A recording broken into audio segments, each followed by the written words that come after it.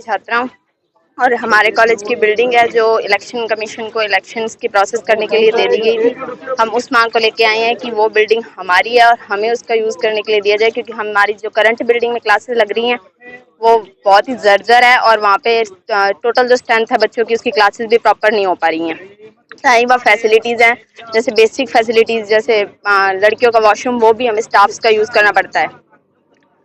जैसे एक basic need हो वो भी हमारी पूरी नहीं हो रही है वहाँ पे। और वहाँ पे बिल्डिंग कभी भी जैसे थोड़े टाइम पहले जो वाटर कूलर है जिस कमरे में, वहाँ की छत के बहुत सारे टुकड़े गिरे हैं नीचे। कॉलेज प्रशासन से बात की, बट उनका कहना है कि ये कलेक्ट्रेट का ऑर्डर है कि जो पोलिंग बूथ है वो वहाँ पे मशीनें वगैरह रखी जाएंगी। कलेक्टर ने कहा है कि मतलब जो अल्टरनेट वे है वो पॉसिबल किया जाएगा कि स्टूडेंट्स की जो बेसिक नीड है वो भी कंप्लीट हो और स्टूडेंट्स की एजुकेशन अफेक्ट ना हो। हम शांतिपूर्ण प्रोटेस्ट करने की कोशिश करेंगे। मैं college of agriculture Mangarh town का स्टूडेंट हूँ और वहाँ पर ये समस्या है कि हमारी जो न्यू बिल्डिंग है वो चुनाव आयोग द्वारा अधिकृत कर ली गई है।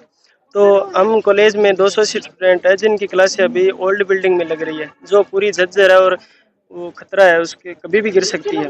तो हम ऐसा चाहते हैं कि हमारी बिल्डिंग किसी और को नहीं दी जाए और हमारी जो पढ़ाई है वो उसी में सुचारू रूप से हो।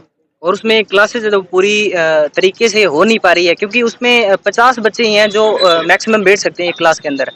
तो उसके लिए पॉसिबल तो है नहीं कि 280 बच्चे आराम से बैठ जाएं उसमें। तो एक क्लास अगर होती है तो दूसरे क्लास को बाहर बैठना पड़ता है।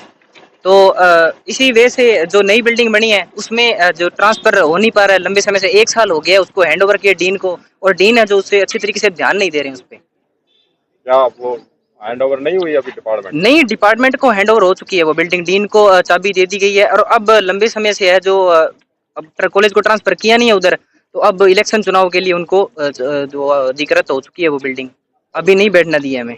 उसी बिल्डिंग में जा रहे हैं अभी, जो पुरानी वाली है जो जर्जर हो चुकी है उसके टुकड़े हैं, जो मलबा जो गिर रहा है, ना उसमें वॉशरूम है ना उसमें कोई ज्यादा अच्छी फैसिलिटीज है नहीं उसके अंदर।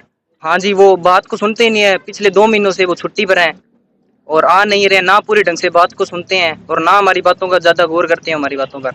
हाँ जी, कलेक्टर साहब से बात हुई है हमारी और उन्होंने बोला है कि हाँ आपकी क्लासेज हैं वो सुचारू रूप से, आपकी फैसिलिटीज के अकॉर्डिंग क्लासेज है वो सुचारू रूप से चालू रहेगी। और थोड़ा बहुत डिस्टर्बेंस होता है कि इलेक्शन भी जरूरी होता है, और उन्होंने हमें कुछ सेटिस्फाइंग जवाब दिया है। कुछ देखें, अगर अब नहीं होता है तो फिर प्रोटेस्ट तो करना ही है। दिल्ली की तरह?